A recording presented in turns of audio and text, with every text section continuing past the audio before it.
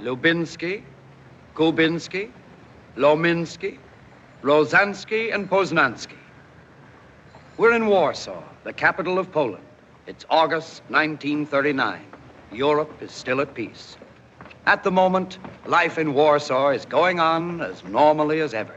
But suddenly something seems to have happened. Are those Poles seeing a ghost? Why does this car suddenly stop? Everybody seems to be staring in one direction. People seem to be frightened, even terrified, some flabbergasted. Can it be true? It must be true, no doubt. Welcome to Season 5 of How Would Lubitsch Do It, a podcast in which we discuss the works of director Ernst Lubitsch, one film at a time. Mateusz Pacewicz joins us to discuss the intersections between Lubitsch and Poland, and later on, David Neary returns for the final word on Heaven Can Wait. Come visit ernstcast.com if you'd like show notes, resources as to where you might find the films we'll be discussing, a link to our Discord, or just to say hi. Those of you following the show's schedule may or may not have noticed that our finale featuring Clooney Brown was supposed to be in this space. Well, I'm happy to announce that it has been delayed for the best of reasons. I've broken my vow to stop recording more damn episodes for this podcast, and so we've got two late editions, both of which I'm sure you'll find more than worthwhile if you've made it this far. So, on to the discussion. Very well, Mr. Tora. Long live Poland! Hello, everyone. We are here with Mateusz Pacewicz. This late in the process of the podcast, I'm recording this actually 4 weeks before we're slated to end it. Now, it takes a lot for me to have a guest approach me and say, I want to be on your show, and me to say yes. But when someone who is from a country I hold very dear, which is Poland, which is a country I married into, Krakow is my kind of second home now, I can say. And not only someone who is a Polish filmmaker, but who has written at least one film that I think actually expresses some particular Lubitchian themes in the modern era in a particularly, I think, interesting and effective way. Who am I to Contradict Lenin?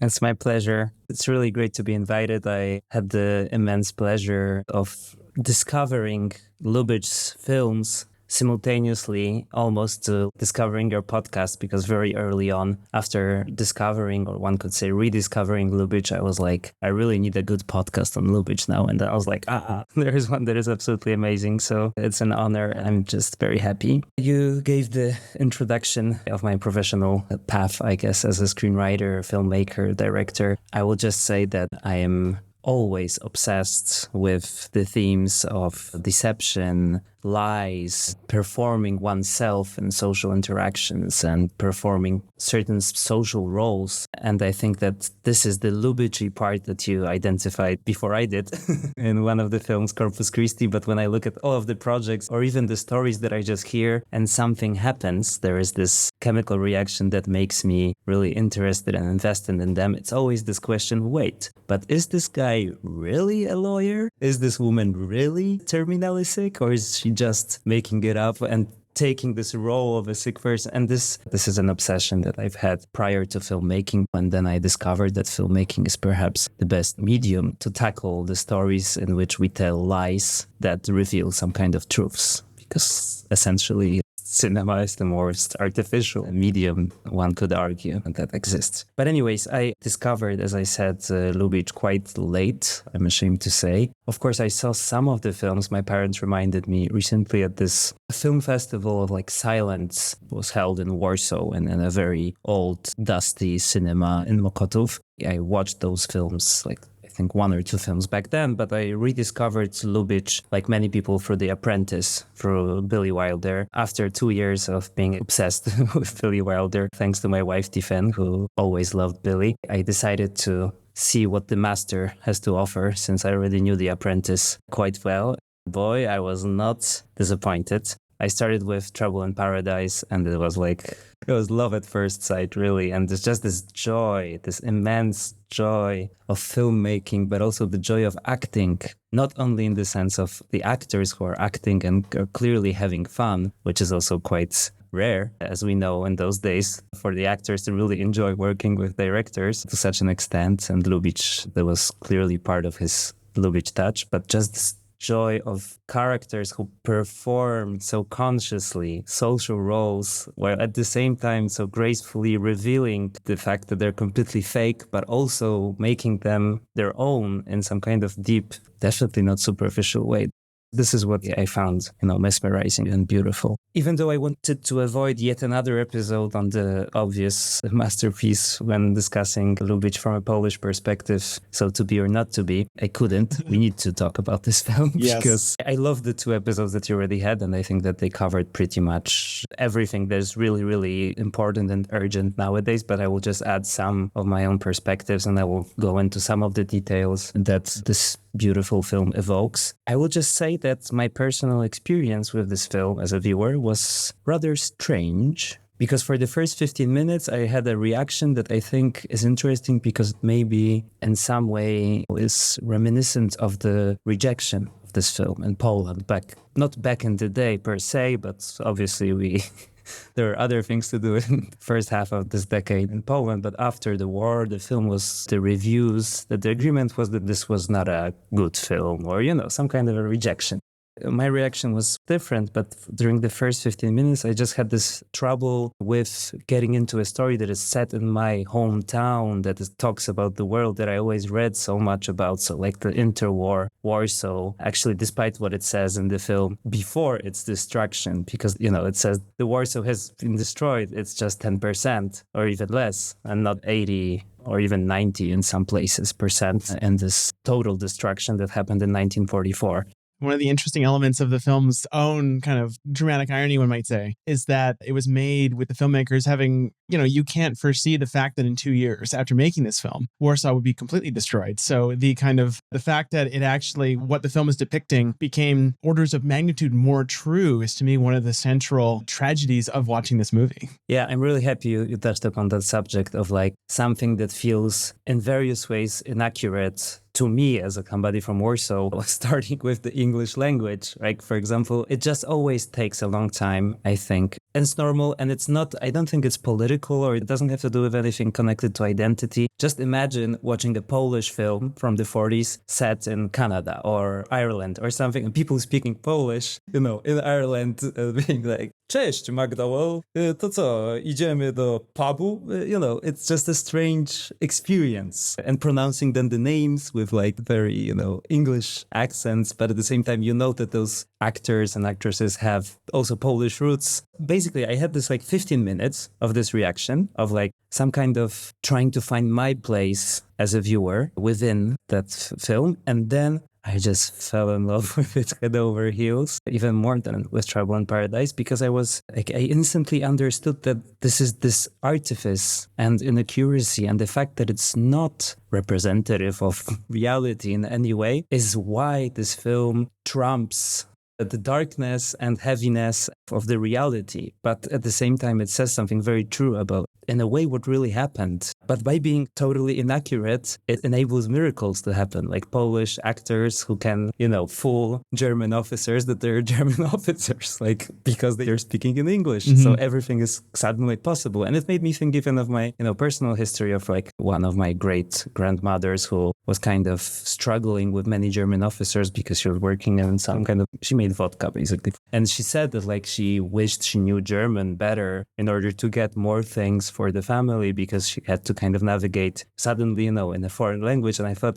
well, in Lubitsch's world, she would just know their language and she could do anything because it was this magical lingua franca of English. And I think that this is just the starting point. But then I couldn't help but wonder, like, what informed this vision of the Warsaw cultural circle, this cultural elite, is in a way, because that's the case. Teatr Polski in Warsaw, it was a big institution and the best acting group and stuff. The question is whether it was informed by Lubitsch's visits to Warsaw, because he was there in 1936. And I found this peculiar article from a magazine Kino, I think, or magazine Film from this year. This article is unbelievable. I can include a link in the show notes. It's strange. I don't know if translating it will give you a full grasp of how weird and peculiar the tone is, because there are also some dabs at the physicality of Lubitsch. There is something even that from today's perspective seems weirdly racist, although not anti-Semitic, in the sense that they say,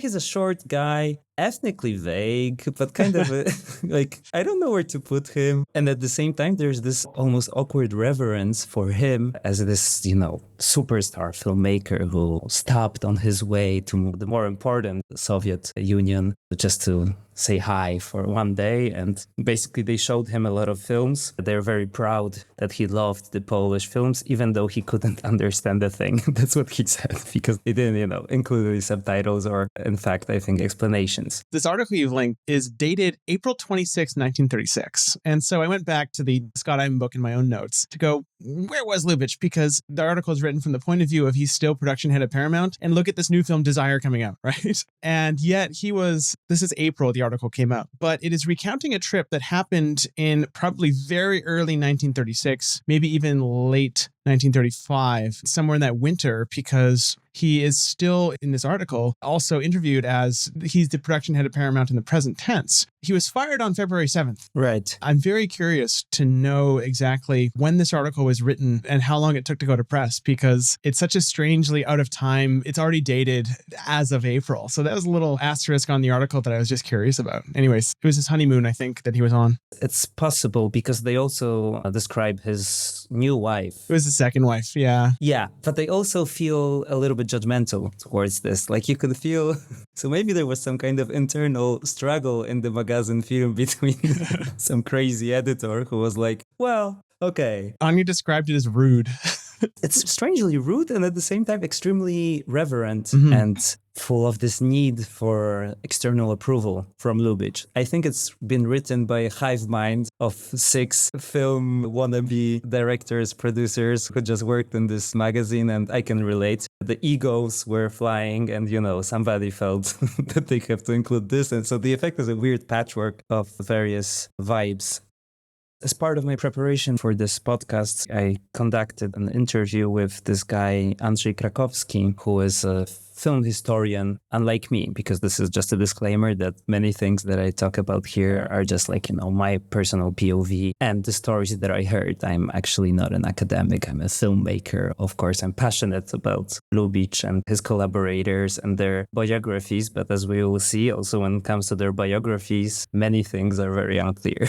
So it's fact-checking sometimes proves undoable with Pola Negri or Billy Wilder, etc. But this guy, Andrzej Krakowski, basically left Poland in 1968 due to anti-Semitic propaganda from the communist totalitarian state that kind of divided the Polish society, but you also had a lot of people who suddenly kind of yet again give in to the super dark anti-Semitism. It was orchestrated from the Soviet Union, obviously, like everything back then in Poland, but it was a really horrible moment, and a lot of close friends of my parents, for example, and family left Poland. It was kind of the last big wave of an exodus of the Polish Jews from Poland. So Andrzej Krakowski went straight to LA, obviously, from, this totalitarian gray concrete reality that you perhaps are not completely unfamiliar with from your visits to some Polish. I spent enough time in Radom that I've experienced the architecture of that type. So yeah.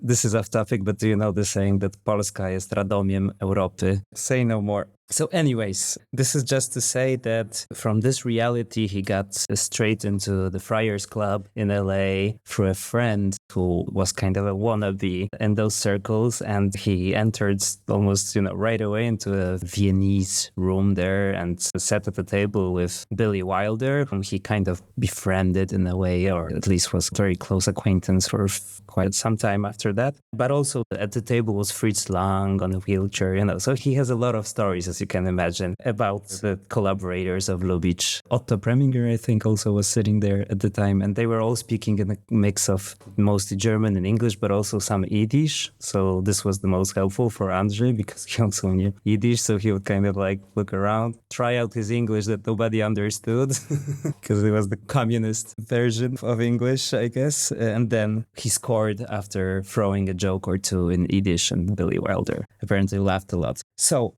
Andrzej Krakowski listed many of those collaborators. I would perhaps cut the list shorter to just Billy Wilder, Pola Negri, Samuel Goldwyn, but also Rudolf Mattei, Paul Davidson, so a producer from Berlin times, Louis B. Mayer, obviously, next to Goldwyn, Alfred Newman, so a writer he collaborated with mostly in Berlin too, and many, many others. And this is a complicated question sometimes so when it comes to their, let's say, Polish identity, because there were so many different attitudes in those days, especially in America, towards, a country of immigrants, to what it means to have a identity from before. And in those contexts, whether they were Polish, Jewish, or just Polish, there was just this big need also of reinventing themselves, right? And especially in this world and this industry. So I think that nowadays it's difficult to have like one coherent narrative about, Polish people in Hollywood.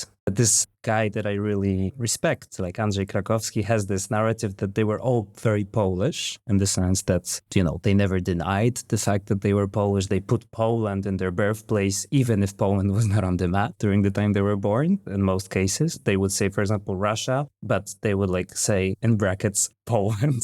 It's interesting because you look at Rudolf Maté and his birthplace is listed as Krakow, Austro-Hungarian Empire. It's very important to note, that Poland did not exist as a recognized nation until well into Hollywood's development. So this was all a very live, evolving thing throughout the stories we're telling. But at the same time, the issue, I guess, is that before the partitions that caused the disappearance from the map, Poland was so established for centuries, obviously as a country from the 10th century, but also as a safe haven and a shelter for the Jews from all around the world who went there. From the basically 15th century on, it's kind of a growing trend. And there was a time when 3/4 of all Jews lived in Poland, also because of the conditions of religious tolerance and stuff. Of course, then things got increasingly more and more complicated with anti-Semitism and, even pogroms and stuff. But I think that that's also perhaps why for many of those, especially Polish Jewish filmmakers who left Russian kingdom, it was important to state that they didn't live in Russia. They lived in Poland because it meant something better also for them. And also because at times they just felt way more rooted in the Polish culture, or even, in Yiddish that has Polish, not Russian in it, right? That's the language that they spoke. It's complicated, and it doesn't get less complicated when you dive into an individual biography, especially with Pola Negri. Because I just started reading after talking to Andrzej Krakowski, because I was like, no, he's making stuff up, obviously. So I started fact-checking, and I realized that the version that he presented is probably not the most crazy out there. She was born to a Polish family with Romani roots on the side of her father and in Lipno. And then she moved to Warsaw and started, of course, her name wasn't Pola Negri, it was Apollonia. But then she used the abbreviated version Pola, and she took Negri because it was the name of her favorite Italian poet, Ada Negri. And she was always extremely ambitious, both socially and professionally. She really, it seems that from an early age, she knew what she wanted. She wanted to act and have a big career, and she also wanted to change her status socially. She actually succeeded in a completely crazy way to obtain both of those things in one single moment of her life, because after her rise to fame in some Polish theaters in Warsaw and also a film contract with Sphinx, a big studio, she was on her way to Berlin for the first time. So she took all of her, I would say, acting reels with her, but she actually stole, at least according to Andrzej Krakowski, most of those tapes from the producers, because they were short films that she acted with in Poland and stuff. She apparently also had some jewelry it's not clear why, how come she obtained it. She went to Berlin with everything she has to offer to the world, and she was stopped by the customs, basically, and arrested and taken to the chief of police in Sosnowiec. And she was super angry at him and threw a big fit, it's cold, it's late. Then she found out that his account, and she was like, wait a minute. And she got out of the trouble by marrying the guy. Apparently she also was, a love at first sight and stuff. But to me, it's such a Lubitsch meet cute, right? Somebody who has a completely different goal connected to their career, and then they just meet this count and it sees this solution, takes this opportunity, goes for it, and just marries the guy. I can just see Maurice Chevalier in this role of the count and some police officer in a small provincial town in Poland. Some count who used to be someone, but is now, now a working man or something, yeah. exactly, in the customs, and then he meets this woman, and he's not even looking at her, he's just next, and then she's like, will you marry me? And he just looks at her and realizes she's like this Pola Negri. After that, she actually had to go back to Warsaw in her early Berlin days because she had a contract with a producer from Warsaw who went to Berlin after her, and he was like, Pola, like, you promised me 3 more films, come on. So she had to go in between Warsaw and Berlin, and that's when she acted, I think, in this Yellow Passport film also as a Jew. And this actually led to some kind of a complicated and rather ambivalent situation later on in her life when we're jumping to 1930s now, but she's back in Germany after kind of failing at establishing her career in the post-silent era. And she was forbidden to act by the Nazi propaganda because of her Jewish roots. And there's this kind of, I would say, questionable morally, a moment when she kind of proves that she's not Jewish but Aryan, and the Nazis kind of agree, no, she's okay, she's Aryan, which is really strange. But it also led to some kind of gossip about her, that she could be like Hitler's lover and stuff like this. In her defense, she also spent a lot of her money on fighting the Nazis during the war, because she was she clearly didn't like the Nazis. We tend to forget also that in the mid-30s, for example, it was, I read the Times from those days because it described also this incident. And in the Times, they called Hitler like a great man, or like a man of great stature or something like this. So I think that from today's perspective, it sounds really horrific. And yeah, but there was a moment those days when it cost her a few films, which I also understand. For example, Ernst Hemingway was really adamant about not having her in an adaptation of For Whom the Bell... I just know the Polish translation. For Whom the Bell Tolls, yeah.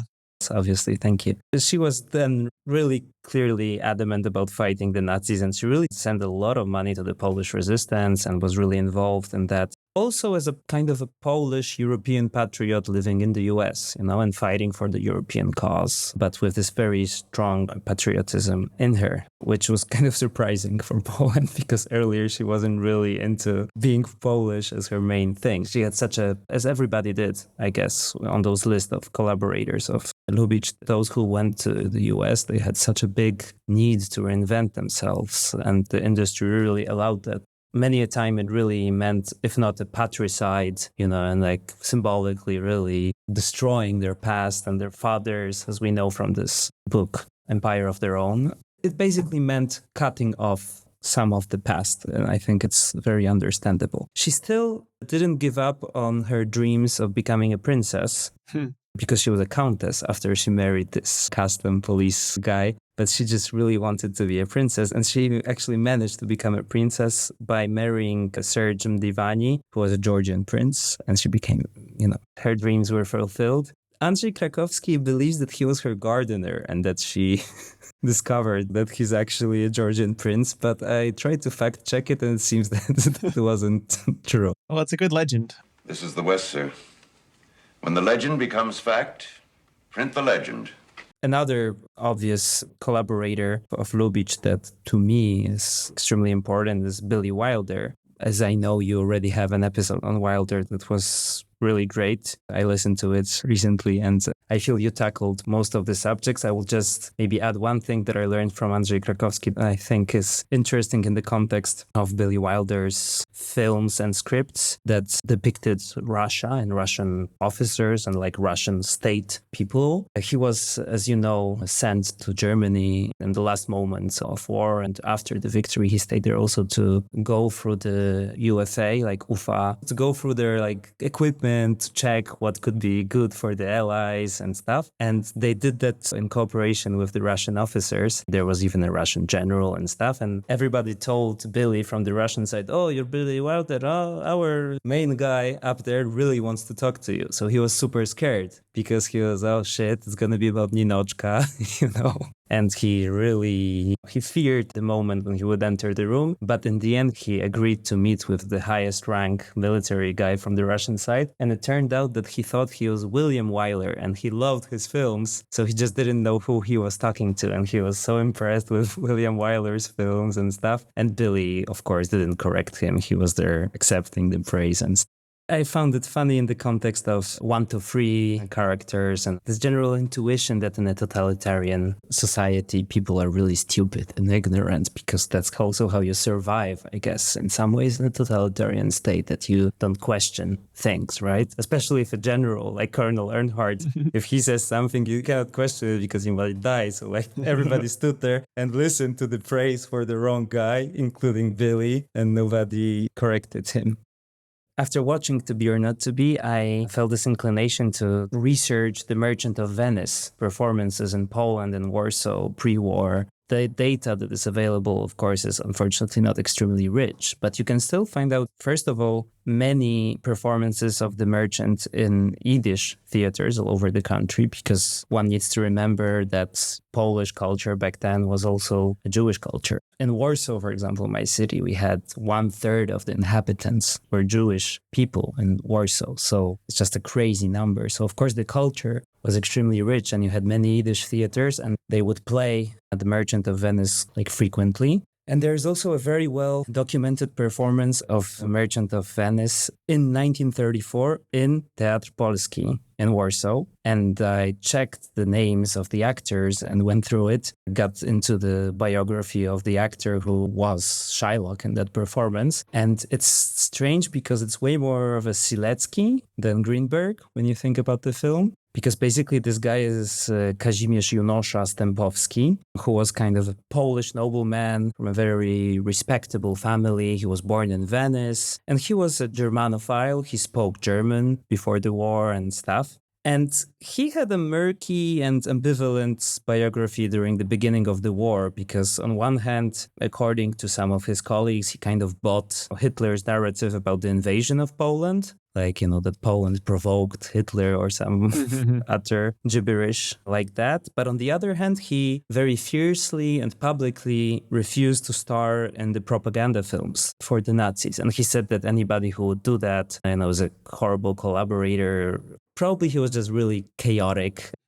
Maybe also addicted to morphine by that time, because basically he was shot by the Polish resistance during the war next to his wife, who was a morphine addict and maybe also a Gestapo informant. It's very unclear why they were shot, but he was shot while trying to negotiate and defend her. So it's a very tragic story, but it sounds way more like a Silecki in some ways than Greenberg. And right before we started the podcast, I obviously found out that he was also Pola's lover, apparently. Not in those days, obviously, but earlier during his prime, before all of that tragic and ambivalence happened. But while watching To Be or Not to Be and listening to Shylock and the monologue by Greenberg and, you know, watching kind of the arc of this character, I had this thought that there is no way that Greenberg is the only character who has Jewish roots, who is Jewish in that group. He's the only character who's like coded as Jewish, being religious, right? Not eating pork, all those references. But, you know, statistically, when you think about Polish theater group in 1939, way more people would be assimilated Jews, and others might even not know about their Jewish roots, because that's also what happened in the beginning of the war and throughout the war, that, you know, the Nazi administration started making sense of who's Jewish in Poland, who's not and stuff. And this is how many people discovered, actually, due to that. In some cases, one could even say thanks to that, because if they survived, it also enabled them to understand many things. But because of the Nazis, kind of, many people started discovering their Jewish roots, because they were so assimilated before in the Polish society that it was not something they talked about with their family, or maybe they didn't even know. So I guess that this is also interesting when you think about the Polish Jewish identity in the context also of that group, and in the context of Greenberg's speech in the end. Because I realized that in the beginning of the film, he just quotes Shylock, right, from The Merchant, but then he uses the same quotes in this fake meeting with Hitler, but then he adds Poland. He says, what does he want from us? What does he want from Poland? Have we not eyes? If you prick us, do we not bleed? For me, it's something extremely symbolic and deeply touching that he uses this monologue to express the suffering of both Jews, Polish Jews, and of Poland, like in one single gesture.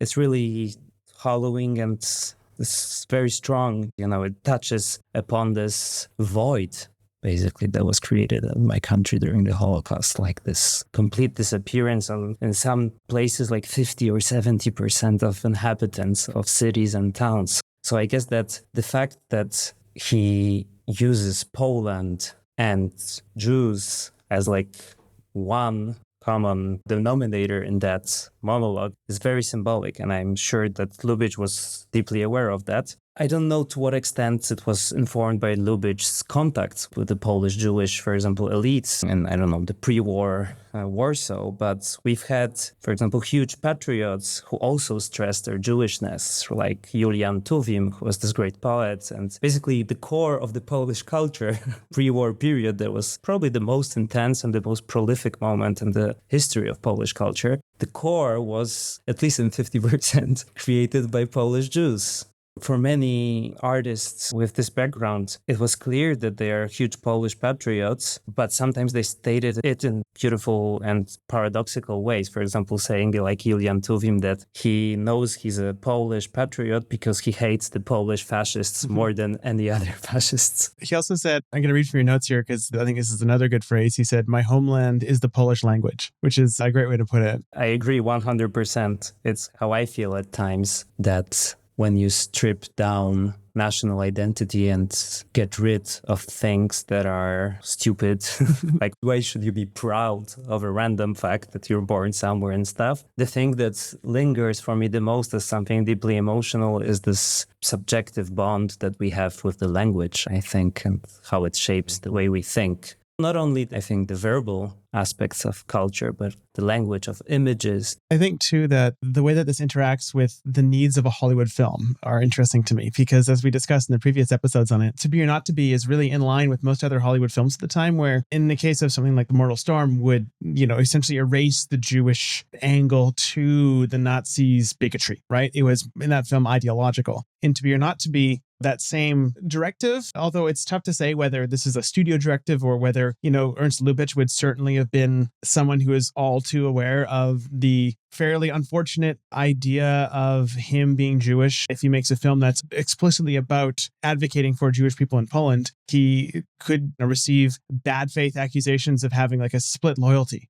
And the heavily also anti-Semitic also atmosphere in the US, right? Mm-hmm. Because the film was shot basically before they joined the war. Yeah. And you had things like, not just the like America First movement, but you had throughout Hollywood and the government sort of a through line of essentially, this either overt or kind of covert anti-Semitism. That kind of lines up so beautifully with what Lubitsch is doing in this movie, which kind of conflates Jewish identity with Polish identity. On one hand, it allows the movie to get made in Hollywood, but it also, I think, strikes at something true about the multivalent nature of those identities in Warsaw, 1939-1940, and the idea that this is a tragedy that is shared by both communities, and that in many ways these communities are one, but they're also distinct. He found a way to maybe stumble into a deeper truth due to this, I'd say, unfair imposition of societal expectations back in Hollywood. Which is my long way of getting around to saying that.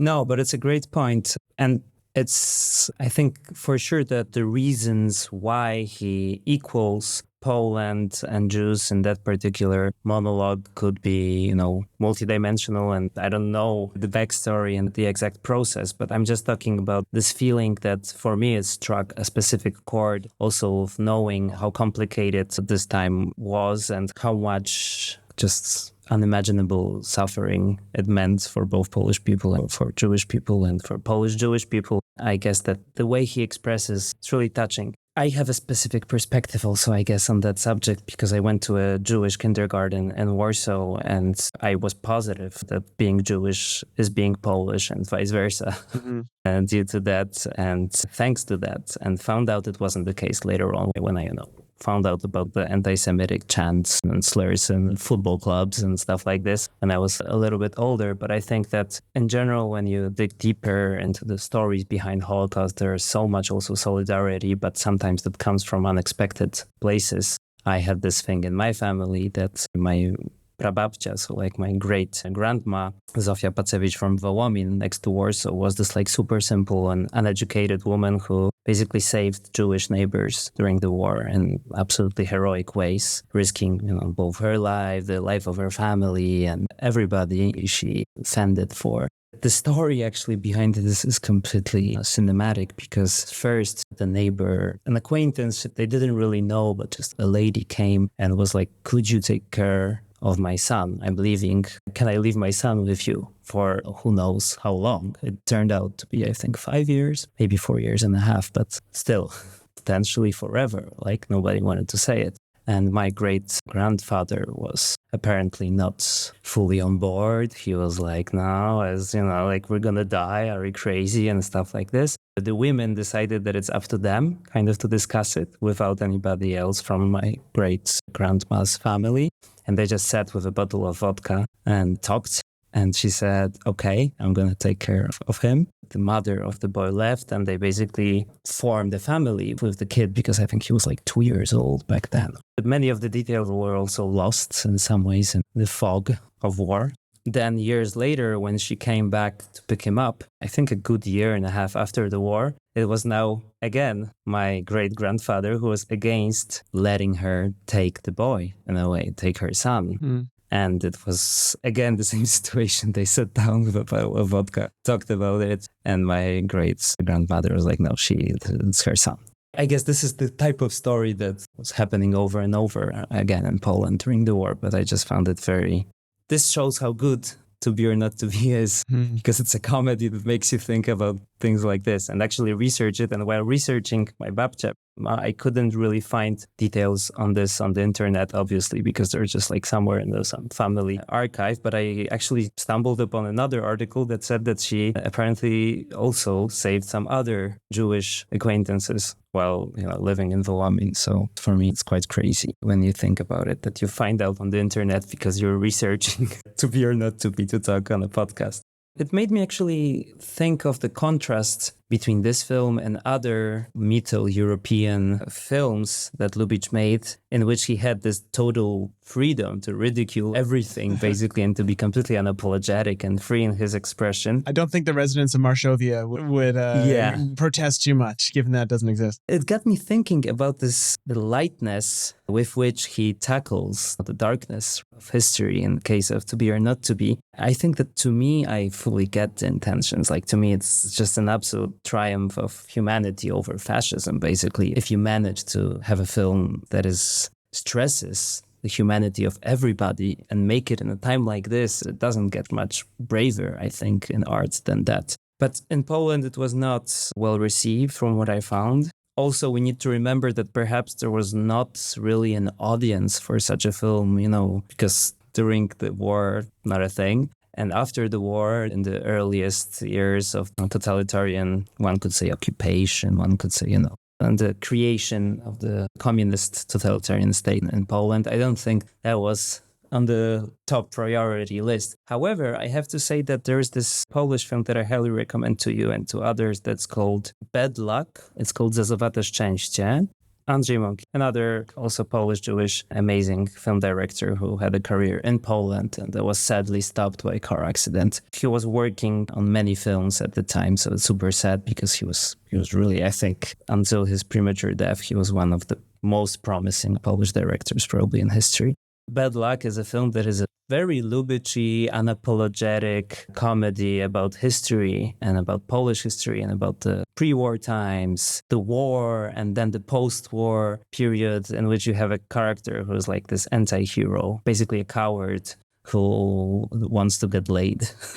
An ugly coward who wants to get laid. That's how you would pitch the film nowadays, I guess. It has a lot of Lubitsch lightness to it, which I found surprising, to be honest, because I didn't expect to see this parallel. But when I rewatched it now that I know Lubitsch, I was like, it makes total sense. But it was, it was out in the early 60s, I think. It's a very different moment in history. But I think that the lightness in To Be or Not to Be and the artifice in this film and this feeling that you can treat this heavy and dark history in such a way, it's something that stands out from any perspective. Because when you read other reviews of this film from reviewers from other countries, there is a very similar misunderstanding of its intentions or lack of deeper interest. Perhaps it was this common misconception, I think, that when a story is a comedy, it cannot tackle the deepest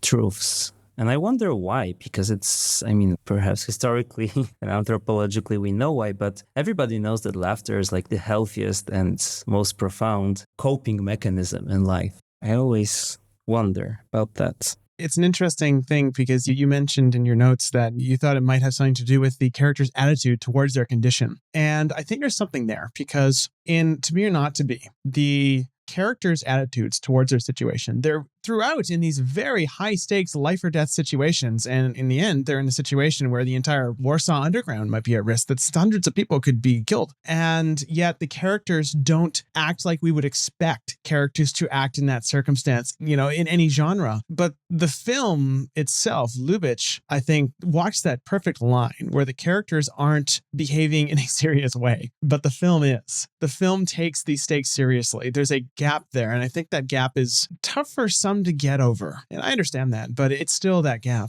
That's a very good point, because as you said, I started wondering, what does the Lubitsch touch mean to me personally as a filmmaker and as a fan of his films? And I was trying to figure out how does he achieve this lightness, basically, because to me, lightness is Lubitsch. Like, for me, that's the formula, that there is this certain type of lightness that you cannot really find in almost nowhere else in art. I realized that after some pondering about this, that this is precisely about that. It's about the character's attitude towards their condition, towards their human condition, but also towards their tragedy, for example. Like, nobody shrugs off their tragedy, be it a love affair gone wrong or some other type of disaster, as lightly as Maurice Chevalier or as the characters in To Be or Not to Be who are about to, die in horrible ways and stuff. Nobody treats their condition as lightly as they do. And I think that there is this thin line that, as you said, Lubitsch walks on. And sometimes, to me, it fails a little bit. Like, for me, the example that I couldn't really relate to personally, but I know many people who absolutely adore this film, also precisely for that reason, is Ninochka. Like, I struggled with this transformation because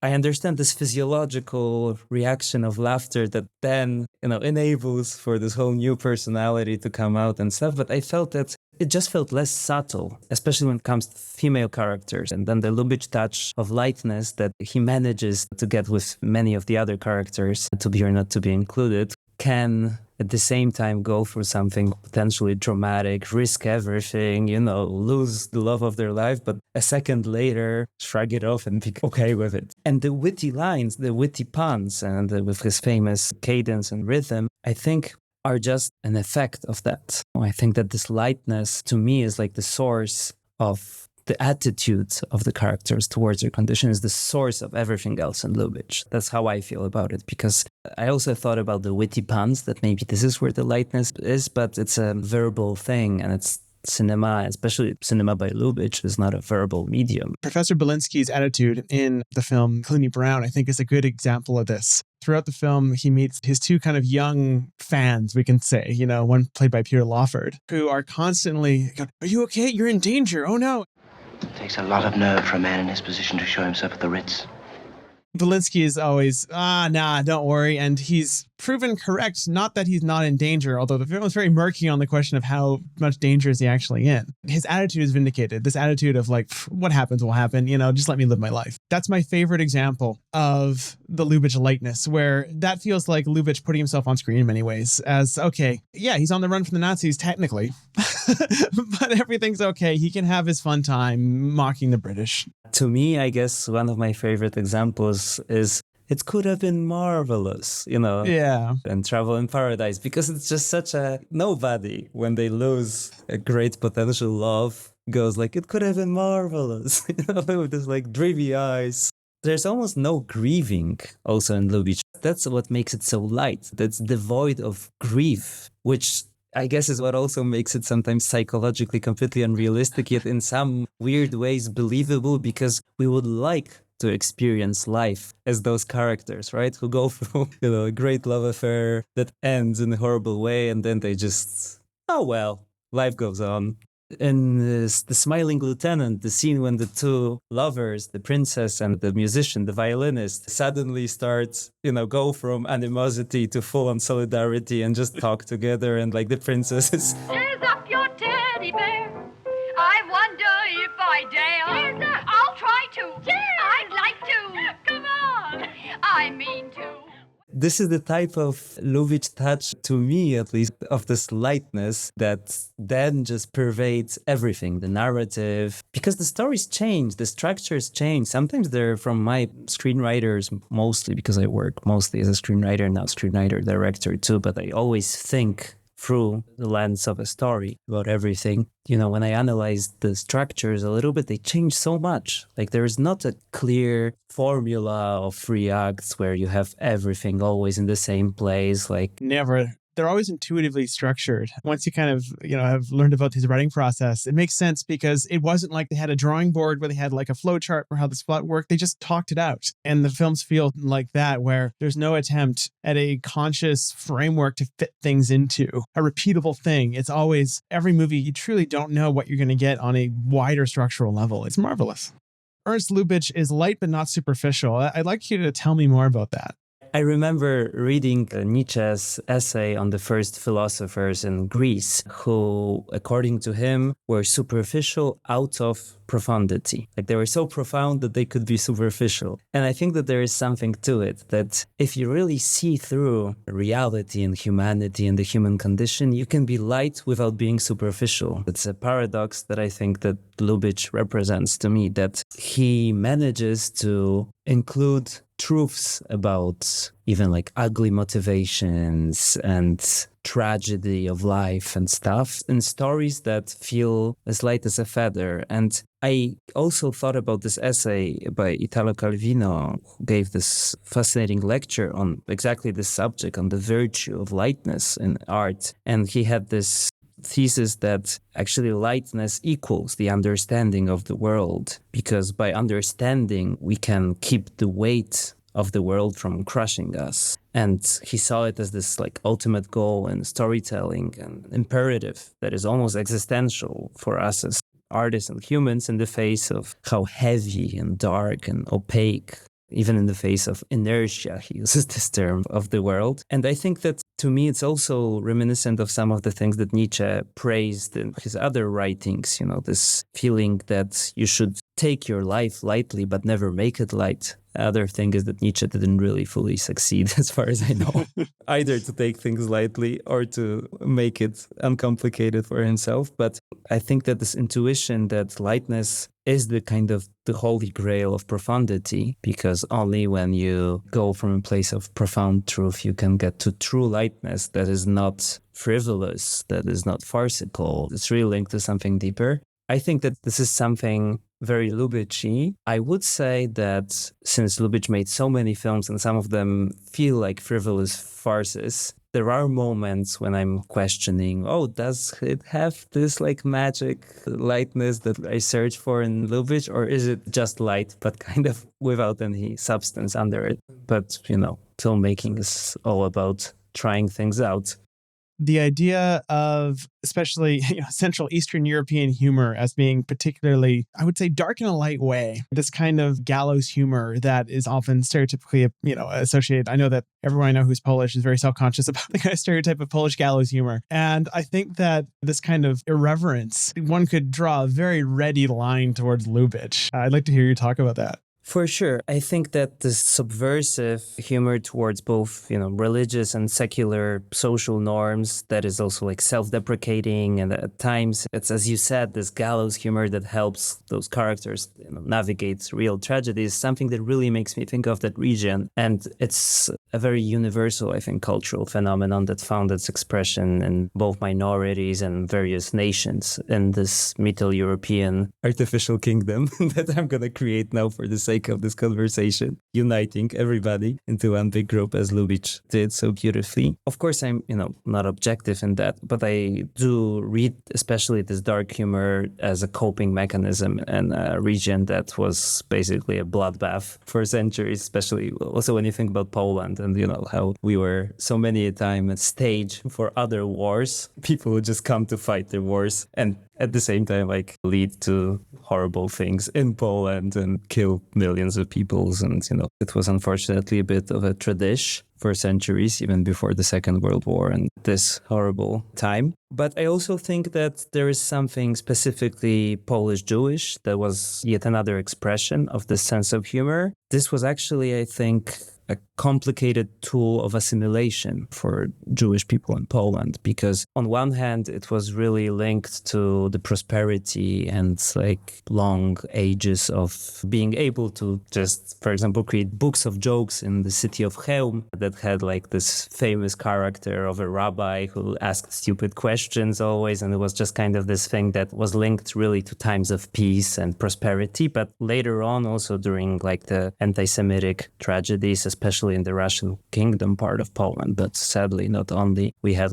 pogroms and all of that. I think that this gallows humor and sometimes even self-deprecating jokes was sometimes questionable yet fully understandable, like a survival strategy, right? To kind of understand the reality that we have to deal with and work through it with jokes. What's also worth noting is that many Polish Jewish satirists, for example, in the pre-war period, were just the creators of the Polish humor. The Polish humor was really linked to their body of work. For example, we had this guy, Antoni Słonimski, who was a very famous reviewer of bad theater plays. And I remember that in my childhood, my parents would just read to me, it sounds abstract, but review after review of plays from 1920s in some small theaters in Poland. So nobody ever saw those plays, but everybody knows the reviews. Perhaps not everybody, but many people, because of how funny they are. And some of it is perhaps not translatable, but one that I liked in particular was a review of this niche avant-garde play that was entitled A Choir of Paper. And he said, this wasn't a choir, more of a roll, as in toilet paper roll. And just one sentence. I think that there is something to it. I think that there is a correlation between historical factors and the way people use humor in various ways as a defense mechanism, as a coping strategy. And I think that this gallows humor is actually something that is very universal in both Polish and Polish-Jewish, but also Czech humor in some ways at all of the countries that surround us. Even right now, it's a bigger subject that we're not going to perhaps step into, but the Ukrainian gallows humor is yet another expression of that, the early phase of this hilarious but also really dark jokes about the war in the first months of the Russian invasion of Ukraine were also, to me, very reminiscent of that. So there is something in the spirit that I think, I don't want to claim who came up with it and why, but it is clearly there also in Lubitsch. And when you think about it, the assimilation of Jews in the Middle European countries back then, you have to observe that it was also a perfect position to create those irreverent and subversive jokes, because these were people who had to break free from usually more religious and conservative context that they came from, unless they were already the second, third generation of people who, just were far from that religious way of being. But there was this element of, so first of all, they could be more irreverent thanks to that, or due to that process of emancipating themselves from those traditions. But on top of that, I think that as members of minority in a reality that, was never fully 100% accepting and open to them as, for example, Poles or as Germans, right? There was always this ambivalence that sometimes you wouldn't feel, but sometimes you would experience it a lot. It was obviously sad and tragic, but it also enabled them to have this insider external position that is the perfect position to see the funny. feel you belong, but not really, but yes, but no, but you belong here, but not fully, but you belong there, but not fully. Like, these are usually the moments also when you switch, right, between social contexts, when you see the funny with a more intersubjective perspective, like you really see it with the eyes of somebody who is from the culture, but also looks at it from the outside. And I think that this is interesting when you think about Lubitsch and this feeling of safety that he recreates in those completely fake Middle European settings. That there's this sense of also of safety that perhaps is more of a, but even in Budapest, or even in some weird ways in the war-torn, horrible, Nazi-occupied Warsaw, like the social safety net is there in some weird ways. They're all about to die, perhaps, but it feels weirdly safe. They're all together, yeah. Yeah, and I think that it's interesting also to view this as maybe also, a very deep projection of some kind of unfulfilled maybe promise or dream of what Middle European reality could have been, right? When you think about it. Because there is a reason why Lubitsch went to Hollywood and made so many films set in this part of the world, that I guess he was searching for something, for also some kind of belonging and safety, I think. Weirdly enough. I don't know. I just had this thought, but I think there is something to it. It's interesting how he's so insistently fabulistic about everything that he depicts in Europe. Warsaw and To Be or Not to Be doesn't feel that much more real in the sense that it's trying to depict a documentary reality than, Marshovia and Merry Widow. It's a question of degrees, and so it's all a lie. But as you, I think, put it very well, it's a lie to tell the truth. That's my favorite. I just wanted to say that to me, a lie to tell the truth is the best definition of cinema, and everything that follows it is just a consequence of this thought. When you have this thought, it's the source of cinematic inspiration, and definitely in Lubitsch.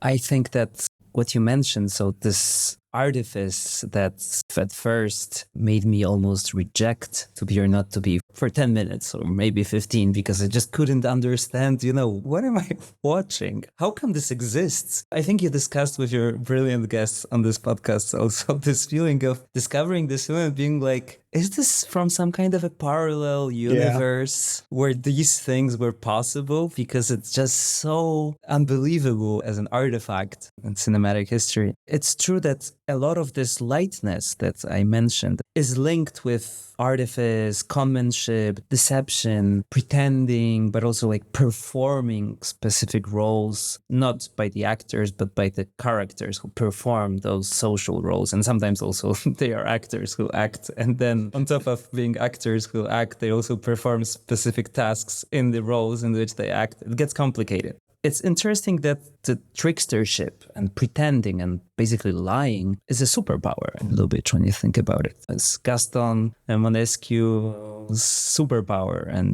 it's the superpower also in To Be or Not to Be, when Tura finally gives the performance that it was spot on as Colonel Earnhardt, because it turns out that all of the intuitions he had about the behavior of the guy are exactly true, because he is really that bad of an actor himself, the real Colonel. Tura even overestimated him. He's even worse and more buffoonish than I think Tura could have imagined, which is lovely. Yeah, this is brilliant, because this is a lie to tell the truth on a silver plate. Mm-hmm. You have an actor who accidentally discovers some kind of deep truth, both about the Nazi totalitarian system and about some nature of humanity and nature of acting for basically lying. But even in the lighter context, like in Trouble in Paradise, right? You have this glorification, this praise for lying. And something that is even more common in things in Lubitsch is this pleasure of performing. That perhaps is also linked to the fact that the actors and actresses really clearly had fun with Lubitsch, that he was a good director to work with for the actors and being the actor himself. And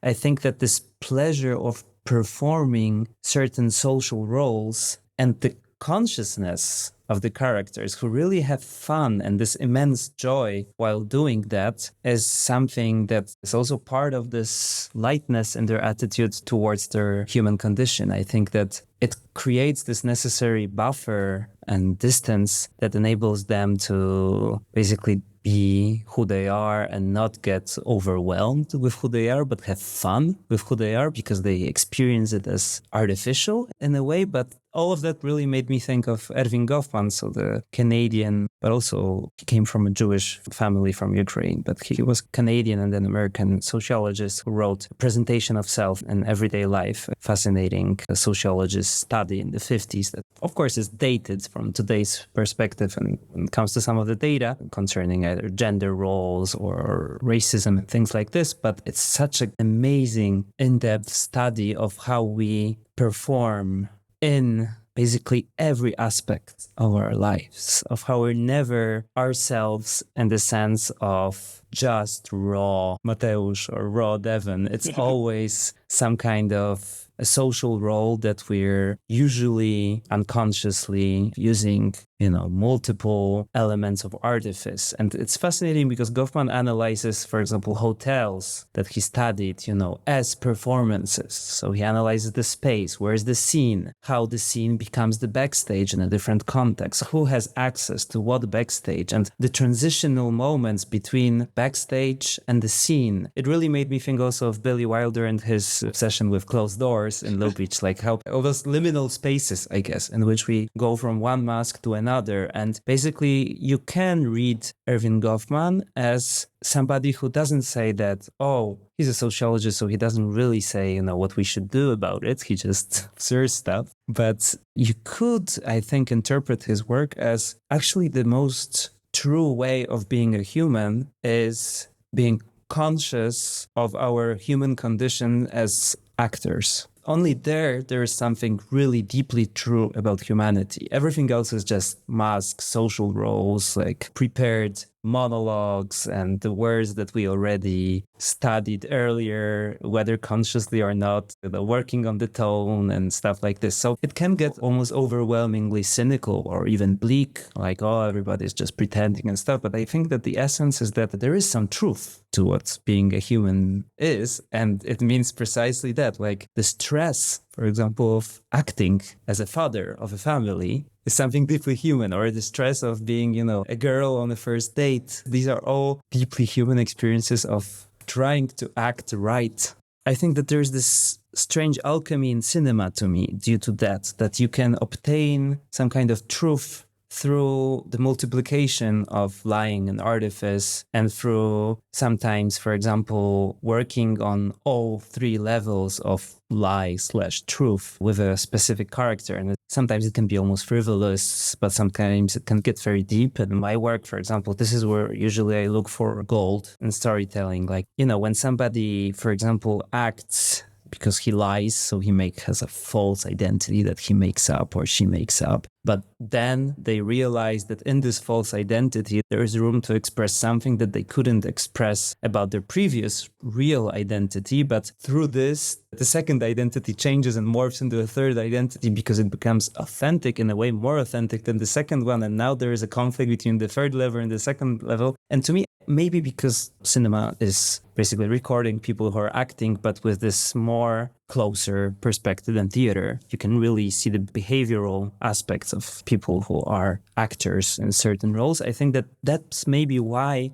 this is the medium that is perfect for depicting this observation of Erving Goffman, that like we are all very deeply true in how we lie, in a way. You can say it as an oversimplification. But I think that this is something very Lubitsch-y, and no wonder why my favorite moments in Lubitsch, but for many people, are like when you see those levels of artifice multiply, and almost like in math, right? Like when you have negative multiply negative equals positive, it's almost something like this. But in this case, you can have as many negatives as possible and it still will equal something positive. This hits sort of an apex in the end of To Be or Not to Be, which I've talked about this climax so many times, so I'll keep it short. But the scene where Felix Broussard is playing Greenberg, playing Shylock, playing, a Polish revolutionary or, wannabe assassin, kind of talking to an actor playing Vronsky, playing Hitler. The multiplication of lies in that scene is beyond count. But that is also maybe the most sincere moment of any, I think, Lubitsch movie. It's the one time a character, basically in a Lubitsch film, in a non-comedic way, turns to the camera and addresses us more or less. Any character not named Maurice Chevalier does it, and it's unbelievably emotional. It's as genuinely moving as anything I've seen in movies. Yeah, when you think about it, all those levels of artifice made me Google,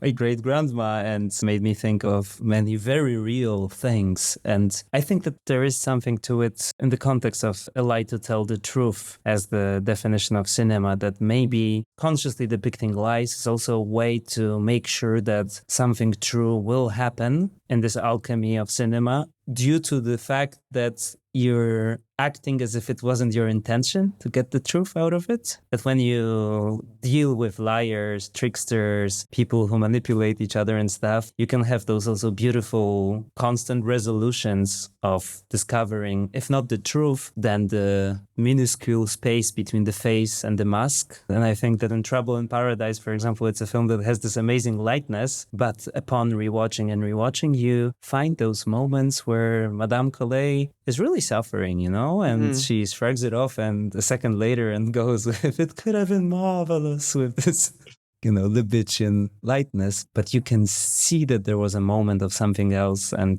it's just that the role that she's playing as Madame Collet doesn't enable her to get into that. I want to tie it to Corpus Christi for a second, because I do think that the film you wrote, Corpus Christi, it involves a paroled convict who gets caught up in a lie. All he needs is, shelter and food, and he ends up accidentally becoming essentially the priest of a parish in small town Poland. This is obviously a lie, a complete lie that has spun way out of control. But by doing so, he reveals a truth that he didn't even know about himself, and a truth that the community has buried. The kind of reorientation of the usual kind of place he has in society created by this, not one lie, it's a set of lies, reveals the truths that both, I think, give him a path forward in life, although the film is a little dark about that. It also fundamentally destabilizes this community, maybe begins a rough healing process. Even if you weren't thinking of Lubitsch when you wrote that, I think that the film that you've written wonderfully aligns with those ideas you've expressed about, it's like the Herzog thing, right? It's an ecstatic truth. It's not a lie, where you can get at a deeper ecstatic truth by lying. In the case of the protagonist of Corpus Christi, not intentional ways, but he stumbles into that, which is really interesting. Wow. Thanks a lot. It really means a lot to me that you saw all those things in the film that I wrote. I think that what was really fascinating when we were working on the film is that we had struggled a lot with kind of religious censorship, because we made that film during the time when we had a kind of a far-right Law and Justice, yeah. Government, Law and Justice. I've been following Polish politics too much for my own health. I was actually a little surprised that I was like, wow, this got pushed and made, and it played at our local film festival here in Vancouver, right? We struggled a lot, and it was interesting how the switch was basically obviously the Oscar shortlist and then nomination, and then we were suddenly really pushed. It's this very Polish film, but the thing is that we struggled a lot getting the funds, even from public institutions. Actually, I think it's going to be the first time I reveal that. Interesting. Hope it doesn't end in litigation. Because of this essentially religious doubt about the lack of Holy Spirit in the masses that are conducted by the protagonist. It's some kind of a technical religious question of, no, but this is a blasphemy because he's performing rituals, but he is not a real priest. So those rituals are not valid in the film. To which I was like, but you understand that it's going to be an actor anyway, right? We're on the same page. This is a film. But I think that it also showed something very interesting about the nature of, performing, that to them, I guess, if an actor performs as a priest in a film, but at least he's a real priest who performs as a priest, the character is a real priest, it's not in some ways blasphemous because it depicts the proper Catholic ritual. Whereas if it's an imposter, essentially, it means it's just a performance of a performance. And this is already too much. So in that sense, there were many fascinating, I think, paradoxes. Now they're fascinating. Back then, since it was my debut and I kind of put everything on that project, worked on for 9 years since I was 18 just on this film. And for the most time, it was very lonely, classical film story. It didn't look great. Back then, I was really scared because we didn't get the money. We had to ask again, apply again with some changes in which I kind of acknowledged the blasphemy of the avoid performance. For me, it was really ludicrous and strange. And I felt, like in the cold haze or communist Poland, I guess, type of a situation that you're negotiating with the censors way before the film is made. But basically, I would say that this obsession that I have, all of the stories that I've tried to tell are always about liars. And Corpus Christi was kind of the first one, but then it's always the same thing. And even now when I'm working on new films and sometimes series, it's always this obsession with how a conscious liar reveals all of the unconscious lies. This is a very simple, I think, formula that is great for me, at least to follow. It's like a never-ending perpetuum mobile, like of a story engine, because you can always build on that. In the context of Corpus Christi, for me, I just ask myself this question, what could this crook who impersonates a priest free us from? Like, what is the big thing that we are struggling with, suffering from? And I realized that it's just historical trauma in Poland. Perhaps it's not surprising. The accident and this whole concept of him healing a group that is divided after kind of collapsed and turned into some kind of scapegoat, nasty shit after a horrible thing happened to them. It was also partially inspired by the Smolensk plane crash, so by kind of a recent trauma that you're most certainly familiar with, this big tragedy in which a plane with basically the president and many, many people, including my mother's best friend, for example, perished. So after that, Poland got divided into, two main camps. One that was saying, no, it was just an accident. The other was looking for all possible, sometimes completely ludicrous explanations because they couldn't fathom that something like this just could happen on its own. And I also wanted to evoke that as the trauma in this town. I wanted the liar to free the people from their lies while he also frees himself from his. This was my intention. And funny that you mentioned it in the context of Lubitsch, because I remember feeling I just have to be careful that it doesn't turn into a comedy. Then I was surprised when I watched the film for the first time with audiences in Italy, and everybody just laughed out loud in so many moments. And I was at first, of course, we're happy that people are reacting to it, but I was confused about those reactions because I was but I put so much effort into not making a comedy out of basically a comedy premise. It's interesting how, just from my own films that I've made, the films I co-directed at least, I tend to have a habit where I make it as a comedy that's only funny to me. And it's not a comedy per se. You watch it, you don't know it's a comedy. But I always find everything about everything I make just silly and absolutely, okay, this is ridiculous. And then I show them to people and, audiences will respond, if they respond well, it's usually they respond to the intensity or something. They respond because oh my gosh, that was a pressure cooker of a short film or something. And I'll just be laughing on the inside the entire time. So I think we have opposite impulses. You're not thinking of what's a joke, but you seem to be coming up with circumstances that kind of get at something about the human condition that is inherently funny. I think I just make inside jokes for myself. My wider kind of point here is that it is interesting to me how humor at varying stages in the creative process can emerge and kind of retreat. It's weirdly unpredictable, isn't it? For sure. And when you write those stories, do you, for example, have your own laughter with it and then you don't laugh anymore? Because this is something also when I worked with comedic stuff that I found that for me, as with all jokes, something can seem funny once or twice, but not if you reread the script the 500th time with a whole crew. You hear other people sometimes react, for example, in this ways, but for you, just it's not fun. For you, is laughing out loud, for example, part of the creative process of writing? It's almost a process of me and my co-writer amusing ourselves.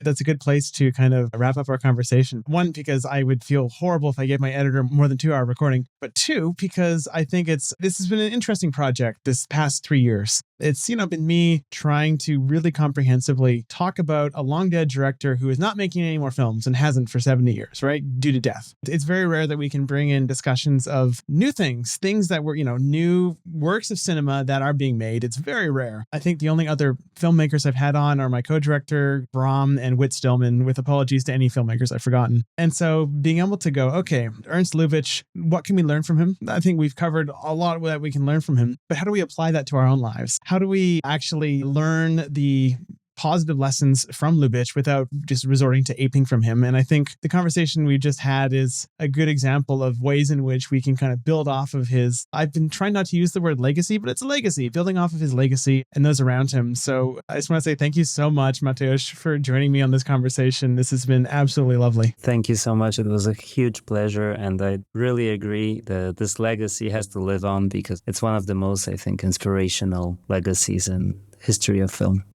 In your papa's time, Papa kissed Mama and then marry.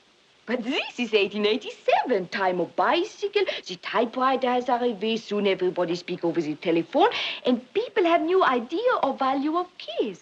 Welcome back, everyone. This is a little epilogue episode. Now that the podcast is in the wrapping up stages, I'm in the very agreeable position of being able to, occasionally bring back people who have expressed great enthusiasm about touching upon very specific parts of some movies. And so we have here a former guest, friend of the show, David Neary. You might remember him from such episodes as our Student Prince in Old Heidelberg episode way back in season 3. And you're here to talk a little more about Heaven Can Wait, which is a very germane subject because in the chronology of the podcast, we have just recently talked about Lubitsch's death and especially its relationship to this movie. So what better time to continue on with a little bit more about it? Welcome back, David. Thank you, Devin, and thank you for having me back. I was rewatching this movie the other night, and I want to state for the record that I wouldn't give up Clooney Brown for anything, but if he had never made Clooney Brown, I don't know if I could imagine a more perfect swan song that any filmmaker could have made, bar maybe John Huston's The Dead. This is a film that really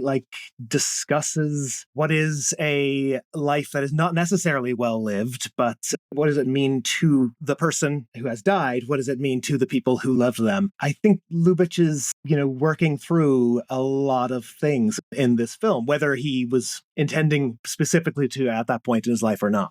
Yeah, it's a film that is in a strange place when you consider his biography at the time, where, this feels like the film that he would have made after a health scare. I'm going to compare this to a deeply silly example, but this feels like his Neil Young Heart of Gold, the documentary that Jonathan Demme made after he had an aneurysm. And, he's reflecting on his mortality and clearly imminent death. And that was made 20 years ago and Neil Young is still alive. That gets at the messiness of this, right? Because this does feel like a last film made in kind of the throes of declining health. But this was, in fact, the last film he made while he was still in vigorous health, right? He hadn't had either of his heart attacks, either the one that kind of sidelined him for a few years or the one that killed him. And yet this feels like a film made by someone who is reflecting on his life in a classic kind of late period auteur way. I think in the previous episode you did on this film, you and Will really got into the ideas of who is this man? Why is he so bad? Why do we love him? Do we love him? Personally, I just find the character, he's a naughty boy, but he is such a delightful naughty boy. I'd be curious to hear your thoughts and specifically on the way all this plays into the moral structure of the film. Lubitsch's cinema, like any director, especially studio directors who did not write their own material, his films are by no means totally internally consistent with a single moral viewpoint, but there are rhythms, right? And one such rhythm is the idea that by becoming the thing you're pretending to be, the truly gifted among us can be a better version of that than their birthright would suggest, right? For example, Gaston Maniscalco in Trouble in Paradise, right? Where he is a better aristocrat than the real aristocrats, despite being a crook, right? Because he is smarter than them and he's essentially Bugs Bunny. And, then you have the to be or not to be type of morality, which Willa and I talked about. The idea of this, specifically in that case, anti-fascist viewpoint of the elevation of the foibles of the common person, right? And the fact that there is nobility in that. Heaven Can Wait strips all that out and kind of just leaves the foibles. At least that was the viewpoint that we expressed in the previous episode. I'm curious as to what your take on how should we judge our lead character, our heavily foibled lead character in this? How should we judge those around him? How does the film judge them? How do you think the film approaches this subject? It's so interesting because Henry Van Cleve is born into wealth, born into luxury, born into laziness. He very much,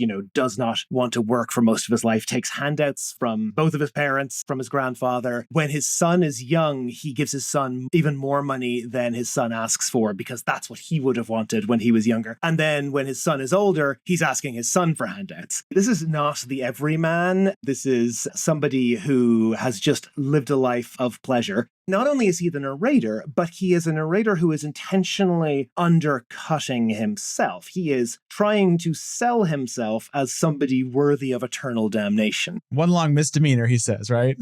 Crime? Crime? I'm afraid I can't think of any. But I can safely say my whole life was one continuous misdemeanor. Absolutely. And he's when he arrives in the afterlife, one of the first he says that he didn't even try upstairs. He just absolutely assumed that this is where he's meant to be. We begin to see relatively quickly why he might have thought that. Your note that you want to discuss the morality of lead character did provoke a thought in my recent rewatch of the film in preparation for this. And it's an angle I had never considered before this. And that's the idea of humility. Let's contrast for a second Albert, Henry's brother, the, straight-laced but vainglorious. He sees himself as morally superior to others, right? He is conceited. Even though he is morally superior to Henry in many specific ways, he is also conceited. What Henry and Hugo also share is a lack of conceitedness. They have no illusions about who they are. They don't think they are any better than anyone else around them. What's a more noble impulse than humility, right? And so I do get the sense that the film does treat Henry's lack of pretension as a kind of a moral victory. Absolutely. And I mean, to the point where, he owns up in the next life. He is ready to take full responsibility for being a jerk. And particularly for, betraying his wife's confidence. I can absolutely understand, audiences watching this today and having real problems with Henry. I can also see audiences in 1943 having real problems with Henry. I don't approve of what he does, although so much of it is like in the margins of the film, but it's heavily implied that he has at the very least had maybe an emotional affair with some young woman, if not a full-blown one. There's a larger thought, but I believe individuals should be allowed to decide how they feel about other individuals and act accordingly. But that wrong and right have become so black and white, and that there is so little wiggle room for discussion. I actually think of almost anything, cheating is one of the issues that people just give no quarter on. And I understand that because it is one of the most hurtful things that can happen to the person. Interestingly, it very often doesn't involve anyone other than the two people. There can be a lot of knock-on effects, obviously, but it is very much usually a one-on-one person. But when you're talking about a one-on-one experience, and when you're looking at a character who is, your guide through this narrative, or if you think of, these like parasocial relationships that people have with celebrities, when, there are breakups in those relationships, when there are betrayals in those relationships, people react to it in a way that is very, very understandable and not wrong or right in and of itself. The question is, can someone who has cheated still be loved, worthy of love? Are they as bad as an axe murderer, etc.? And I don't think anyone's really arguing that they are. I think people's feelings are as strong as if they were, because fidelity is such a complicated but, important part of human relationships. This ties into so many. There is no more common sin in Lubitsch films that is treated as lightly as adultery. Lubitsch is, more than anyone in history, probably the adultery director. It is very unusual that he treats it with any weight. Heaven Can Wait intersects with that in such an interesting way, right? Where it's not quite Shop Around the Corner, which is the sole work of his, where I think adultery is actually given the weight. Most people tend to give it at least 20th century, 21st century reality in Western culture. But Heaven Can Wait has that buried beneath all these layers of plausible deniability and kind of Hays Code era obscurity, which makes it tough to read in that way. How does the film want us to think about Henry Van Cleef and his, what are likely textually affairs, although you can read the film if you want to, as him being perpetually misunderstood, although I don't think that's a very fruitful reading of the movie. No. It is a reading that is imposed by the Hays Code, but clearly not what Lubitsch and Raffleson intend us to take away from it. It's like reading the ending of North by Northwest. That's just a train going into a tunnel, right? But point being, the way adultery is treated in this film and the way that we kind of are taught to treat it in cinema is that of, a simple denouncement, right? And this film completely avoids that. That's the hinge upon which the afterlife scenes rotate upon, right? This question of, are his sins severe enough for him to deserve a life of eternal damnation, or do his maybe unconventionally noble qualities outweigh that? And his own self-image, of course, is that he deserves to go to hell because he's done all these bad things. But maybe Rifleson disagrees, because Rifleson did not like this character as much as Lubitsch. But clearly Lubitsch and the devil, or maybe it's just the hell's bouncer, disagree. Yeah, it comes up a lot because we're talking about Lubitsch. But, Lubitsch was a victim of infidelity. Lubitsch's father, was the cheating cat. And it's amazing to me that he is so forgiving and so, I think, just reflective on why people cheat, why people follow those impulses. And clearly, does he make excuses? Maybe, but he wants to show that people are not as shallow as their one sin, right? Mm-hmm. So that when, a character shows up in the afterlife presenting his sin, the film doesn't need the afterlife sequences particularly, other than to make the ending a little happier. But they add so much. They change the tenor of the narration because he's not sorry for himself that he's died. He's sorry for himself that he wasn't better. And yet through the narration of the film, he's almost every single sequence that he opens, there's so much glee in Don Amici's voice, right?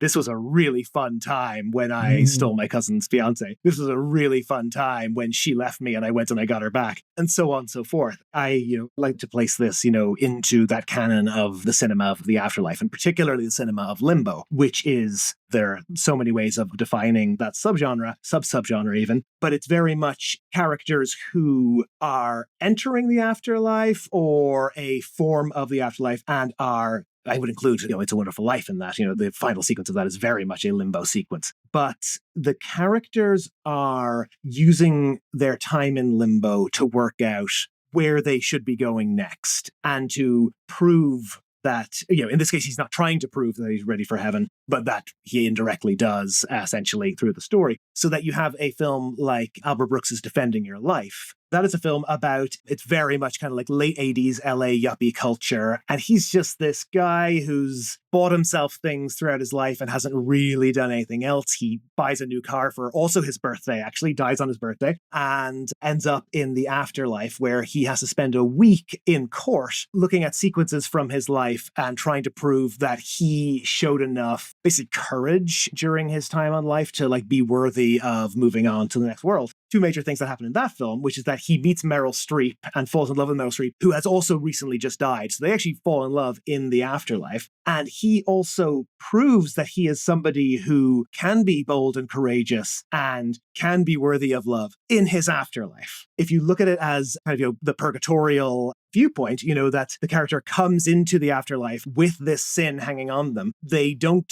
go to heaven or hell. They spend their time, they reflect, or they do new things while in that space. And then they actually, assuming it's a happy story, which it normally is, they move on to heaven because of the choices they made during that period, not because of anything that happened before them, but certainly the realizations that happen in limbo. The other great example is A Matter of Life and Death. Heaven in that film, there's this afterlife, this, black and white afterlife in this Technicolor film. Bureaucratic heaven. I mean, they're always bureaucratic heavens. We can also get into that. But in terms of the afterlife of Matter of Life and Death, that is not heaven for him. Heaven for him is the fact that the movie ends on what is, I think, VE Day. And he comes back to life. And he is given an extension on life. David Niven gets to live in the heaven that is Technicolor post-World War II Britain with his love. These films are all doing a lot of the same things. What Heaven Can Wait is different in this respect is that the main character comes in trying to go to hell, and that, he's met by Laird Krieger, who's just this incredible presence of an actor who died so tragically very shortly after this, following his movie Hangover Square, which, if anyone hasn't seen, is a really great thriller. I don't know if he is called His Excellency for, Hays Code reasons, but he is not the devil in the Christian sense. He is the caretaker of the underworld in the same way that, if you're not looking at the Disney versions of Greek mythology, that Hades is. Hades is one of the pantheon of the gods of Greek mythology. He is the guy in charge of the afterlife, a really, really important job. And he, dispenses the justice there. Henry comes to him, to be judged and very much, with his own guilt assumed. I don't think he convinces His Excellency that he didn't do bad things. They're just not relevant. They're not what his judging system is based on. And his judging system is actually much closer to something like the system in Defending Your Life. Like, clearly, he lived a good life because he made people happy and he loved people and people loved him. If you look at all of these films, from, Defending Your Life, Matter of Life and Death, even like Ghost, Patrick Swayze, turns away from heaven, and it's through Demi Moore's love for Patrick Swayze that Patrick Swayze is able to pass on again at the end. The love you have, you take it with you. And that's exactly what's happened with Henry Van Cleve, and particularly through Martha's love for him, despite everything. It's not because of the things that he did, it's the fact that she loves him despite those things, that he is deemed worthy of heaven in this version of the tale. His Excellency doesn't even give it a second thought. He's just there like, no, there's, clearly so many terrible people here and you're just not one of them. But, he doesn't send him straight to heaven. He says they have a waiting room. They have a purgatorial space where you can reflect on all of the things that we've talked about here, and you'll wait there for a while. And you will be purged of those sins, or you will have made up for them through that waiting time. But you can know that at the other end of it, there is heaven. There are your loved ones. They're waiting for you. It is interesting to me that this is a reading where I feel like I'm getting way over my own skis here, but I'm going to do it anyway. I've never heard anyone else make this comparison, although maybe people have, who knows? If you have, let me know. The mechanics of Henry's entrance or lack thereof to heaven and the way he and His Excellency, or as I call him, Hell's Bouncer, go about it has a lot of parallels to Catholic confession. This idea that obviously, under Catholic theology, everyone is a sinner, but one can at least purge oneself of their own guilt by confessing to their own sins. Then the priest, through God's power, gives absolution, and there is reconciliation. That basically follows with what happens at the gates of hell in this movie. Henry is a sinner. He is a tainted man, of course, but the impulse he has to confess these, even to a representative of hell, that representative of hell is essentially acting as a Catholic priest. And so you have a very twisted version of a very traditional Catholic confession going on here. And he actually absolves himself. And this does, kind of refocus away from the idea that his actions on earth are the most relevant thing here, as you say. Imagine an alternate version of events of this film where he does the exact same things, but he doesn't confess. He goes to the gates of hell and is maybe vainglorious about it. He's as conceited as Albert, right? Maybe he says, I didn't do anything wrong. I bet he would have gone to hell. It was the actions at the gate that made the difference, and those actions follow the logic of confession pretty closely. This could all be read as a fable about the value of recognizing one's own sins. I think the confessional comparison is extremely apt. But, even when people are on trial, if they admit guilt in the beginning of the trial, the trial doesn't usually tend to happen, and the sentence tends to be a lot more lenient. So absolutely, the first thing that happens in the film is that there are stakes, because His Excellency is actually so charming and his waiting room is so nice that, you'd be forgiven for necessarily wondering, is this hell actually that bad? But the first thing that happens is Florence Bates bursts in playing this, playing a Florence Bates character. Very easy to think of her as her character from Rebecca, and just, starts busybodying herself in this space and gets trapdoored into the inferno. Purely for, her I want to speak to the manager style entry. He's so self-aware, I think. He doesn't confess to these things in his life. He says he was wrong, but he plays down everything. He really tries to minimize Martha's concerns, is very judgmental of his son for doing the exact same things that he did. So while he's alive, he is not, making up as much for these things as he could or should be. So it is fascinating. That is his first choice on entering the next world, is just, I did all this. Here, I'm going to tell it in the most entertaining way I possibly can. There'll be a flashback within a flashback at some point. Hopefully you'll enjoy the story. And and even His Excellency is just like, no, we don't really have room for your kind here. Not disliking him. You'd think that if somebody is meant to go to heaven, that the devil would dislike them. But it's like, no, he's clearly also being charmed by him. And he's just like, you're a good guy who did bad things. And those two things will cosmically cancel each other out at some point, but you don't need to be here for that. It just summons the elevator, and of course you get an elevator there, and in A Matter of Life and Death, it's an escalator,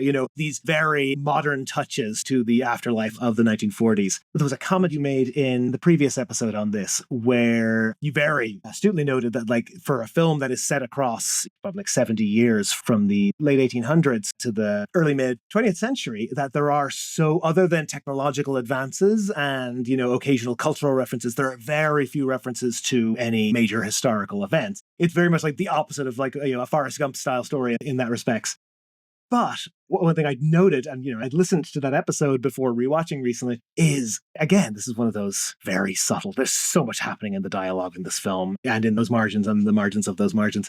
Laird Krieger says, it seems like everyone's going to hell these days. If we do the maths from when Henry turned, I think, 16, it says it's 1888 or something like that. And if we just add up the years and guesstimate his approximate age, obviously the film was made in 1943, we can assume it was somewhere between 39 and 43 that he dies. So this idea that hell is very suddenly filling up with people really plays into the colossal amounts of death that was happening during the war. And the fact that everyone not only is dying, but is murdering one another, right? The idea that this is not some sort of flu epidemic that sends people to heaven. This is a world war that sends people to hell because murder is a mortal sin, even in the context of war. But I think that does show the fact that is the clearest sign we have in the whole movie that the war is on. That shows how buried it is, right? Because if we have to dig that far to get to it, that really is evidence to me that this is not to be or not to be. To me, it is so interesting how in this conclusion, it all happens very, very fast. His Excellency calls the lift for him and away he goes. And, it's like the final line is Down? No. Up.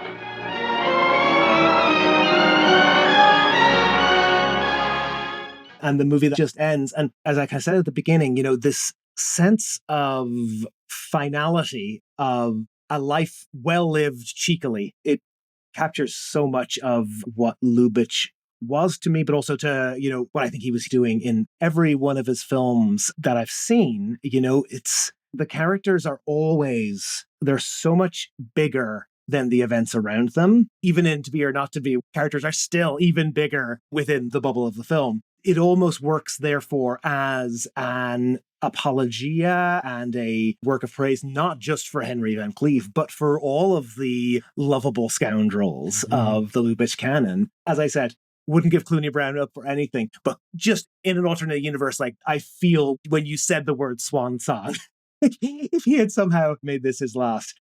David, thank you so much for rejoining us. This has been a heck of a journey. I'm now recording this, a year and a half after we talked, and about over 2 years since I started recording this. This is among our last sessions, and I'm so glad you could return to the show. Thank you so much. Thank you so much. Honestly, this has been such an incredible undertaking by you. You have done an amazing service, and to have played a small part in it at all, I'm extremely, extremely thrilled. Thank you.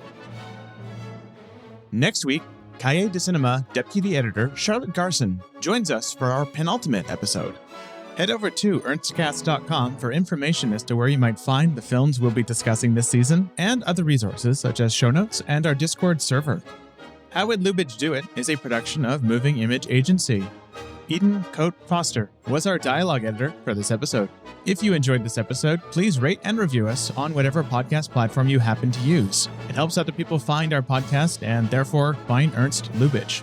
We'd like to acknowledge that this podcast was produced on the unceded territory of the Musqueam, Squamish, and Tsleil-Waututh peoples.